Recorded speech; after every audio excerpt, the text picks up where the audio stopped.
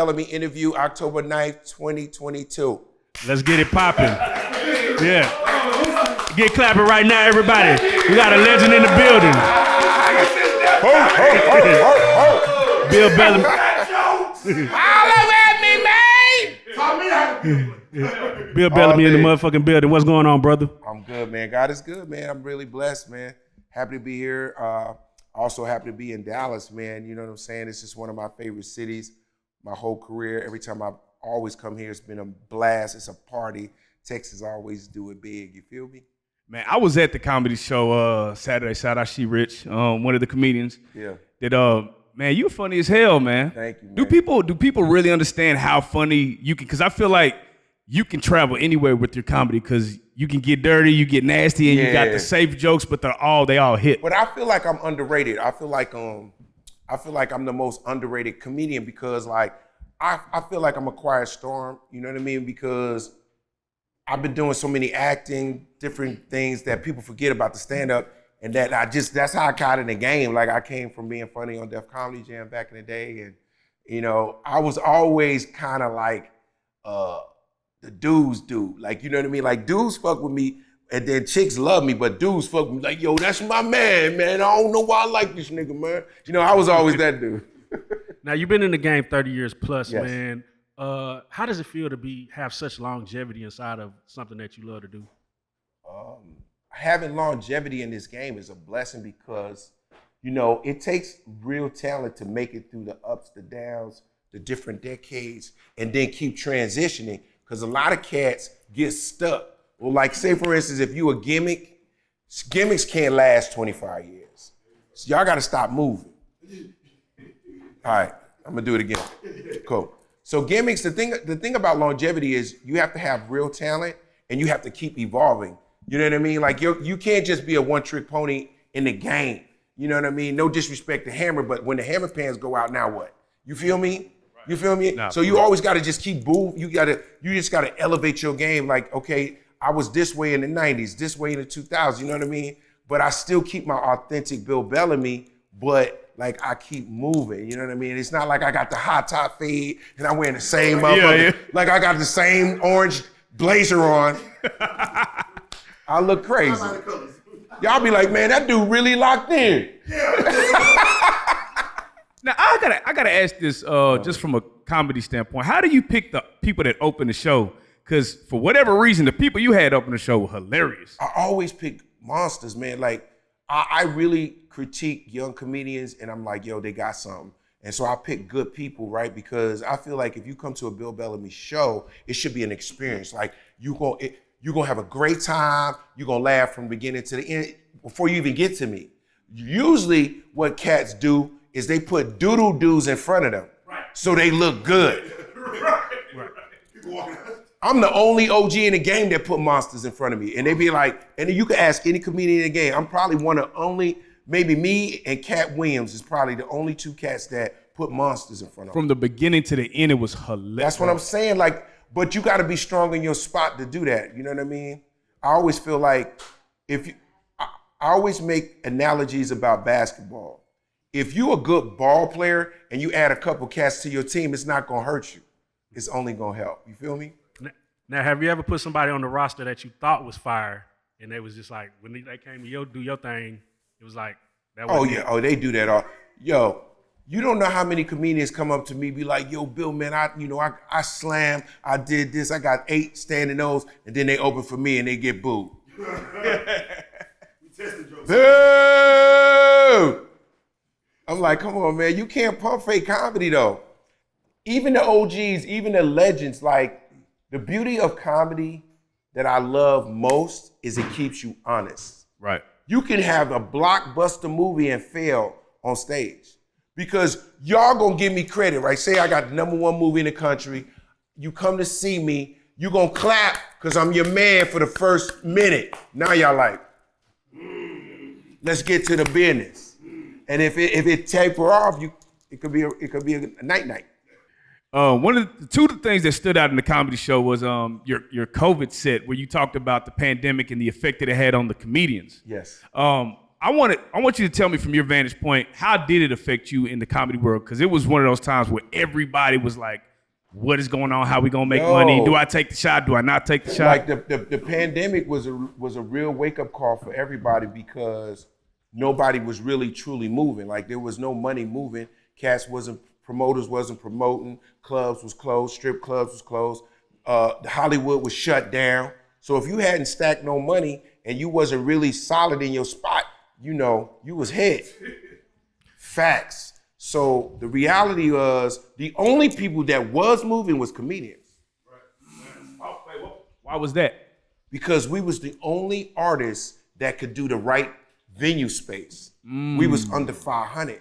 So you could do a show at 250, 350, and they were spacing them for a while. Right. So I had a comedy special to shoot and I needed to practice. So I literally risked my life to go out to perfect my special. This was People in Dubai? Don't understand it. Is that the I never caught COVID or nothing, but I was nervous than a motherfucker. I was like, yo, bro, you gotta get on a plane. Yeah. You gotta go to a city. You don't know what's popping. You watch the news. So, I'm washing my hands. My hands look like slave hands. Right. My hands was like gray because the hand sanitizer suck all the blood out your skin. Bro, I was like not touching my face. I was wiping off the seats and shit. I didn't know what was going on, but I needed them reps. I needed those reps so that when I was going to shoot my special, I didn't want to be rusty. There you go.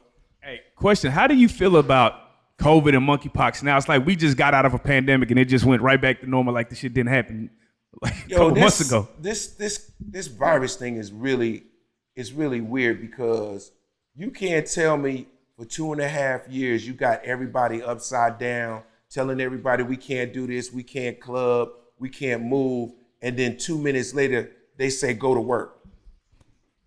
Now they're saying you don't even have to quarantine. Right. Just go to school. They stopped testing the kids. Like, what? Come on, man. So now, when did you develop this podcast that you have now? So my podcast was in development during COVID because I wanted to figure out a way where I could like kick it to the people when I'm not on a project. Like I could still be moving and keep my face out there. So Top Billing is basically like a tribute to the culture. Like I wanted to be able to go back to my MTV days kind of in a way where I'm able to talk to all the people that are innovative, all the people that are influencers, all the people who are top billing in their careers, whether it's music, whether it's sports, whether it's technology. That's what my podcast is all about. How do you select the guests for your podcast? Because you have some big names on your podcast. I'm gonna get everybody. Facts. The dope thing about my podcast is once people see it, they want to fuck with it. Like, cause they're like, yo, Bill, man, I seen your joint with T.I., I seen your joint with Roy Jones, I seen your joint with Shakur, and I seen your joint with I had the other one that was crazy that I had was Scarface. Ooh, man. Ooh. Legend. Legendary. And Scarface don't do interviees. He don't. I damn near had to go to the crib. right. You can Face is an interesting cat. He an OG and he eclectic. And the only reason I got the interview because he fucked with me heavy. So I was like, Face, I need you. He was like, what time you need me to come? That's love. You know what I mean? Are you scared of, on a podcast level, of the cancel culture, even with comedy, like where do you have to hold back anything in the podcasting world? I'm literally, honestly, I'm tired of the cancel culture vibe because they just trying to like box everybody in. First of all, comedians should never be boxed in. Facts. This is our whole livelihood to be outside the box. To talk about what people are feeling, what we see, and then now you got us tiptoeing, now we not living, you feel me? So to me, the cancel culture thing, it's gonna go away, bro. Because first of all, artists need to be able to write with their pen. Comedians need to think with their brain outside the box. That's what's funny. Like we can't, like cats that know me, that know my style of comedy, they could smell it if I change.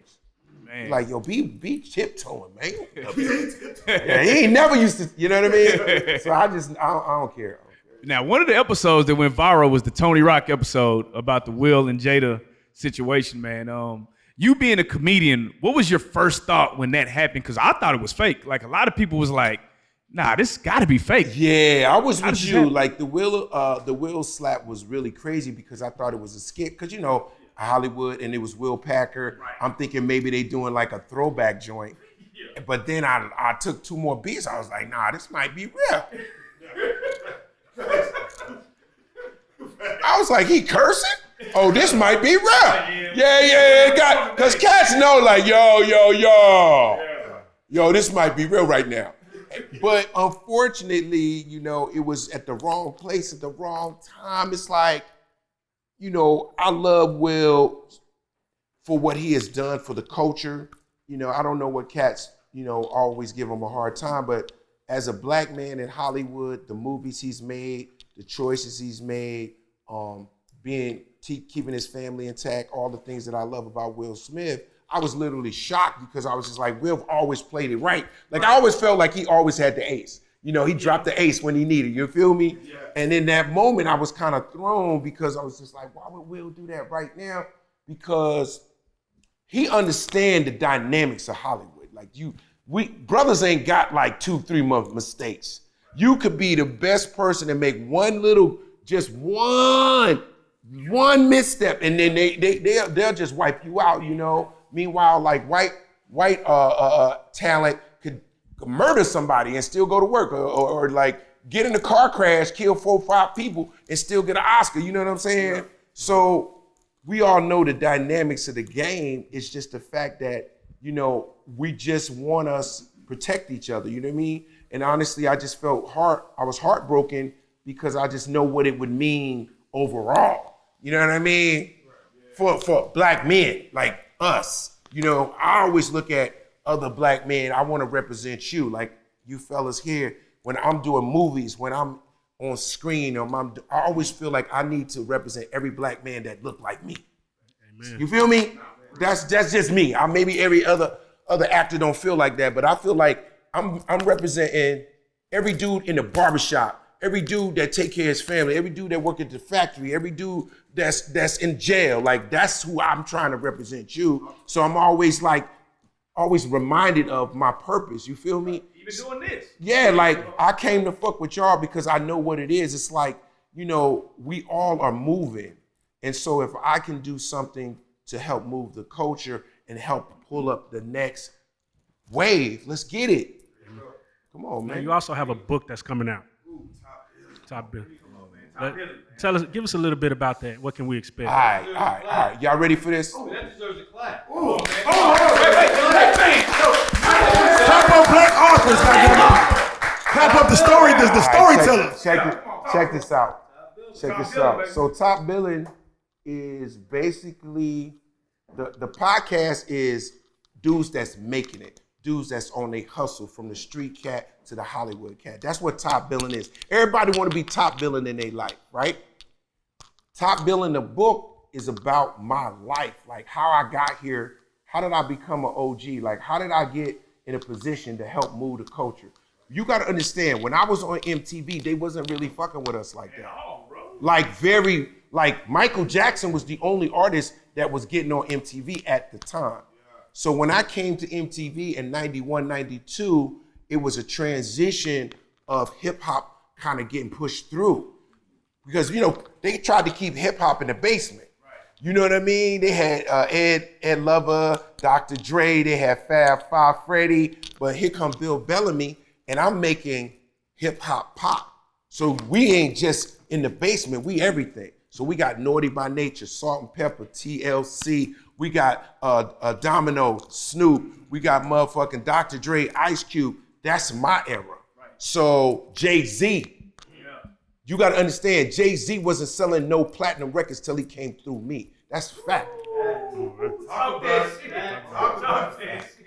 It is nobody can Jay, I could call Jay right now, it's facts. Because MTV was like the vortex to get to the suburban audience, right? And there was no other way to do it. We didn't have YouTube and all these social media. So at that point, I literally, even though when I was walking the walk, I didn't know how important it was until I started reading the billboards, seeing how hip hop was selling, going from gold to platinum artists. Genuine went from gold to platinum, Mary, platinum, diamond. Usher, diamond. Lauryn Hill, diamond. Like, we wasn't getting diamonds.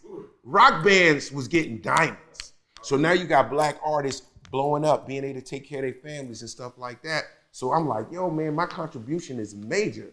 So during COVID, I started just really working on my book and thinking about the choices that I made to even get to MTV.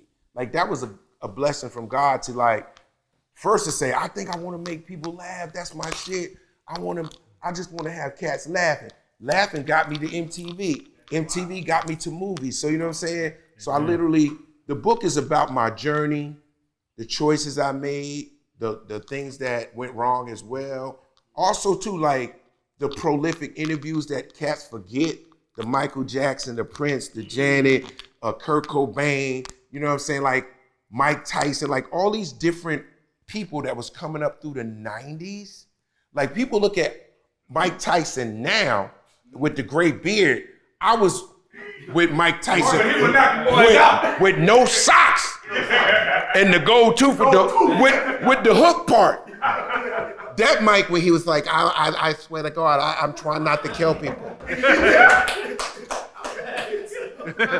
And you nervous around Mike because you don't know if he think you in the ring with him. Because he was so goddamn strong when he grabbed you, you'd be like, Mike, you all right? I just love you, man. He tossing you around like a rag, but he like you. It's like a pit bull. You know how pit bulls play rough. Like, they almost break your knee. Like, when they hit you, you got to move your knee. Show no fear. Show no fear.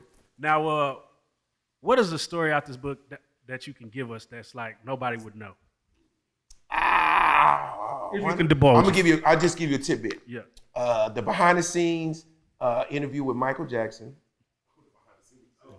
The Whitney Houston Bobby. Oh, okay. You know, like, I was like literally in the midst of their relationship, because you got to understand, people forget Bobby Brown was over here doing his thing too. Right. You know what I'm saying? Whitney Houston was obviously much bigger, but she's doing her thing. And these two were like from two different worlds. I was in the middle of all that.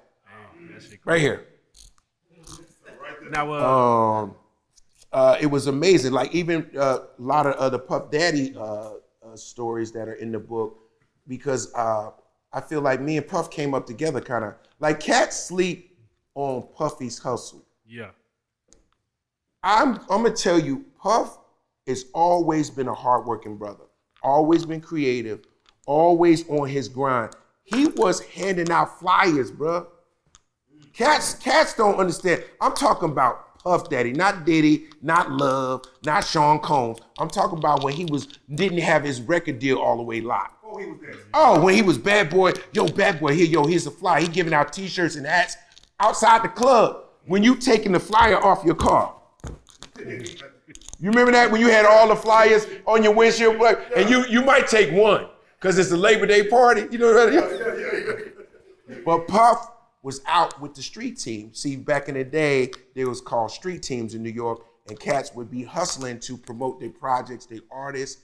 Puff was one of those dudes. That's why I always got love for Puff, because he deserved his success. You know, I'm sure there's always ups and downs with that, but he really worked hard to get there. Now, to a lot of people, you're a lot of things, but to me, you are the most legendary player that ever walked the planet. You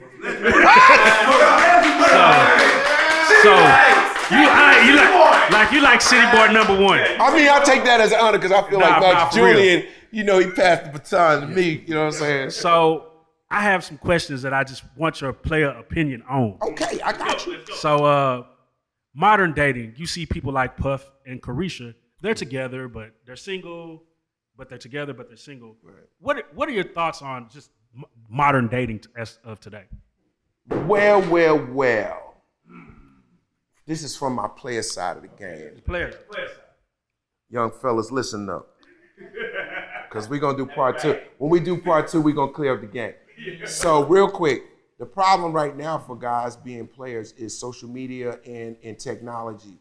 Technology has ruined the game because no one has discretion anymore. No one has privacy. So it's kind of like hard to move. Like in the 90s, we didn't have cell phones like that. We didn't have Facebook Live, Instagram, Snapchat, cats geotagging the fuck out of here. You know what I mean? Oh, he was just at Waffle House. And he supposed to be in Detroit. You know what I mean? So I think that part of the game has taken some of the open area you got. You really can't move. You almost can't be on social media. You can't do none of that. You damn near can't have a phone. Right. You gotta have a pay phone. Email me. Take your phone. Boom! And then the other part about it now is that women are players now too. So you know. Talk about Hey. I done taught a lot of women how to get this money. They might be better players. They might be better than us. I think the women might have a game locked because I'm gonna tell you what I'm gonna give women they love on women that play this game right. They play chess and sometimes dudes play checkers. Definitely. Which leads into my next question. Yeah. So say it in again. the home wrecking relationship, who is the Home-wrecking. home wrecker? The man or the side piece? No, it depends on the situation. So if you got a man that has a side piece, and what you got to give me a scenario on what goes wrong, because if that's the case and they all are consensual with the situation, then it's not really a problem. You know, it becomes a problem when there's something that, you know, whether there's a discovery or a bump in the road or something. Usually you see it happen with the work wives. Like, dude, y'all go to lunch every day. Now suddenly you in the car. Y'all on the way to Jack in the Box for the whatever y'all get. And now you're getting head in the car. You want a movie set? No, but listen, like the funny shit about work husbands is they really are lightweight waiting on your bitch. You know what I mean? No, waiting. I mean, like lightweight because he's like, he know her birthday, he be like, Felicia, I know your birthday August 3rd. Bro, you got me competing And the against someone I don't husband, know. and the husband done slipped up and forgot his wife's birthday. You know Russell. Hey, Felicia, you know your birthday. Hey, you know what? And he soft pedaling. Yeah. You know, because he ain't gonna be abrupt because he in the work, but he really wants your bitch. You know, he like, Felicia, your head low today. Yeah. I brought you some flowers. Yeah. And she be like, boy, you are so nice. Husbands at home like, I don't know. Always like, baby, you come home smiling. Well, my work husband got me flowers. No. Yeah, so it gets tricky. The funny shit is like, we all human, right? Yeah. So like the thing about women, in my opinion, is like women want to always feel wanted and appreciated, right? So like if you get slippery on your job at the crib and there's a dude at the gas station that just literally flirting with your chick a little bit, that make her feel good. It might not even go nowhere, but it's just saying, just the feeling of that. Women like that feeling. So that's why work husbands exist, because that motherfucker like your chick really, but he ain't know she outside of his pay grade. You don't know she crazy. He don't know, he don't deal with her at the crib. Yeah. He always see her in the cute heels and she always got her little Right. cheekbones, you know, highlighted and shit. He drop a coffee off and buy her a little, you know, croissant and shit. He window shopping. But he ain't never seen her when she on her period, you know what I mean? Talk about it. He don't know real life. Man, what are your thoughts on now where you see a lot of women are joining OnlyFans? Teachers are quitting their job to start showing their body on social media and I camera. love it. Oh, talk about it. I love OnlyFans because it goes to show you how the game is. See, people be getting the game fucked up, bro. OnlyFans taught you how to win. There's women that was in the strip club. There's teachers. There are women that was just like, wait a minute, I got pretty feet. Wait a minute, I got actually a nice ass body. I don't know what they doing on OnlyFans, but they getting chipped off. Teachers who making $35,000 to $45,000, getting $100,000 a month. You want to teach? I don't think so. Or you do your teaching and you go hustle.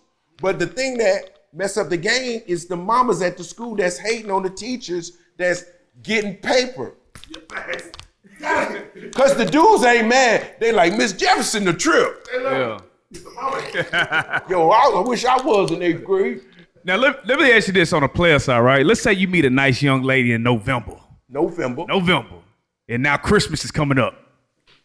How do you handle that as a player? Well, if you meet her in November and Christmas comes up and you dig her, you gonna do something. Well, I mean, it ain't gonna hurt nothing. Yeah, I mean, like, it's the holidays. So what to the extent? Like Be fruitful. But if you really like her, you gonna do something. Because the energy is gonna make you do something. I mean, you ain't gotta go buy no car or nothing, but it'd be nice to send her a gift or wish her, a happy holiday or a Merry Christmas if you can't see her. I don't see nothing wrong with that. Talk about it. Now, from the 90s, we didn't see nothing like BBLs back then. BBLs. BBL. We didn't see that back then, and now you're seeing it Everywhere. Everywhere. Girl, 18, fresh out of high school, boom, BBL. She got, getting it done. What are your thoughts on the BBL pandemic? I'm literally tired of the BBLs. Look at this camera. I'm done at the BBLs. I'm done. Ladies, stop it. I'm gonna tell y'all right now, if you gonna get a BBL, do your legs. Leg days. Don't skip leg days. They do it. They just doing the booty and the legs look like motherfucking chopsticks. So you got a motherfucking meatball on the chopstick. It don't. You got two meatballs on the chopstick. It don't work. You know what I mean? Do your thigh meat. Or do something for your calf muscles. Now, Man, I'm gonna tell you, 25 years from now, them BBLs gonna be looking like flapjacks, bro. They ain't gonna hold up. So I'm going right now. I'm going to throwback ass.